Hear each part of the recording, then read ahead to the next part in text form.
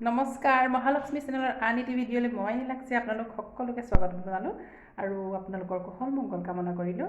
আজি আমাৰ ঘৰলৈ এটা ডাঙৰ বস্তু আনিব, কি বস্তু আনিব মই আপোনালোকে চাই থাককচোন ভিডিঅ'টো। এওঁ অলৰেডি গ'লেই আনিবলৈ আৰু আপোনালোকে চাই থাকিবচোন কি আনে।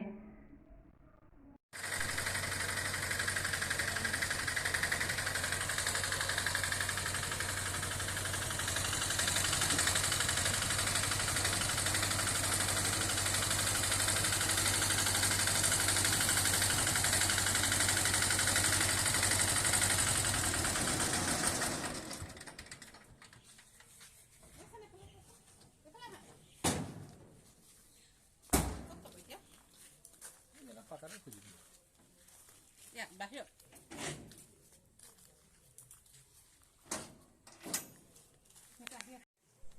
আমাৰ গ্ৰিল পাই গ'ল সেয়াও ন দিনৰ মূৰত। পাই গ'ল। কেইবছৰ হ'ল গ্ৰিল নলগোৱা? 3 বছৰ মান। বাৰান্দাত থ'বনে? ইয়াতে থয়।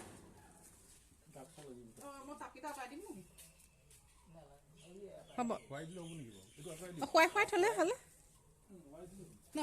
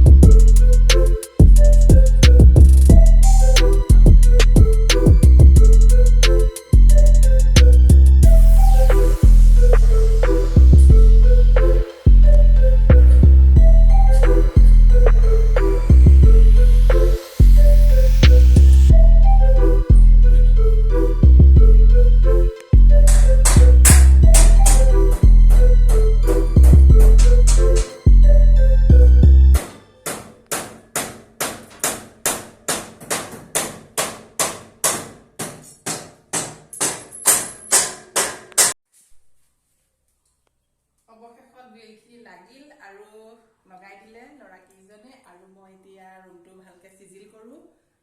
ভালদৰে চিজিল কৰি কেনে ধৰণৰ লাগে শেষত মই আপোনালোকক দেখুৱাই দিম।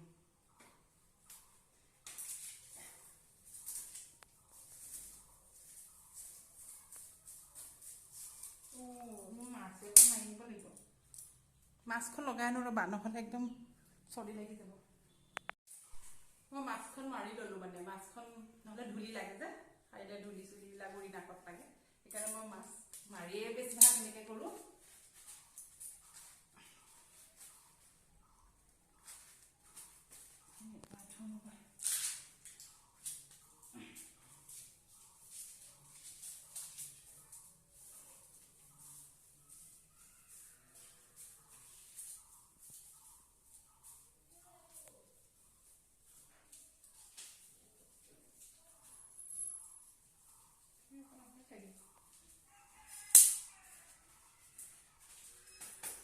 অৱশেষত আমাৰ ঘৰৰ খিৰিকীৰ গ্ৰিলখিনি লগোৱা হৈ গ'ল আৰু ওপৰৰখিনি অৱশ্যে লগাবলৈ এতিয়াও বাকী আছে। এইখিনি লগাই দিলে এনেধৰণৰ হ'ব। ওপৰখিনি এতিয়াও বাকী আছে লগাবলৈ। মই বনাম এতিয়া আলু পকৰি। আলু এটা মই বইল কৰি লৈছিলোঁ আৰু এনেদৰে মই স্লাইজৰ দৰে কাটি লৈছোঁ। এনেদৰে বেছিকৈও ল'ব পাৰে আপোনালোকে, মই এটাই লৈছোঁ। আৰু তাতে মই লৈছোঁ 2-3 চামুচ বেচন, কাটি লোৱা পিঁয়াজ সৰু সৰুকৈ আৰু জলকীয়া, কেঁচা জলকীয়া লৈছোঁ।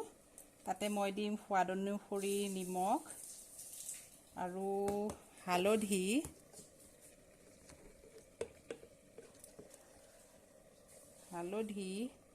আৰু গৰম মছলাৰ গোন্ধটো মই বৰ ভাল পাওঁ, সেইকাৰণে ইয়াত অলপ মই গৰম মছলাও দি দিম। আৰু ইয়াত অলপ ঠাণ্ডা পানীৰে মই পেষ্ট এটা বনাই ল'ম। কেৰাহীত তেল গৰম হৈ আছে আৰু এনেকুৱা সময়তে মই বইল কৰি থোৱা স্লাইজৰ দৰে কাটা আলুখিনি মই বেচনৰ পেষ্টত দি এতিয়া মই গৰম তেলত ফ্ৰাই কৰি যাম।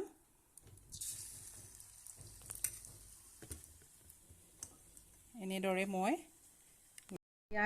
মই এটা এটাকৈ ফ্ৰাই কৰি গৈ আছোঁ।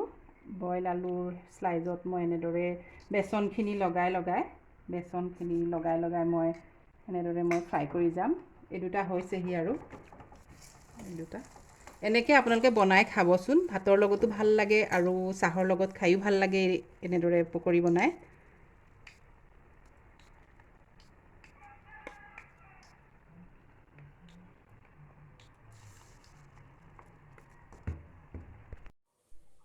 এয়া মোৰ বইল আলুৰ পকৰি ৰেডি হৈ গ'ল, লগতে গৰম চাহকাপ। আপোনালোকে এনেদৰে চাহৰ লগতো এইটো পকৰি খাব পাৰে।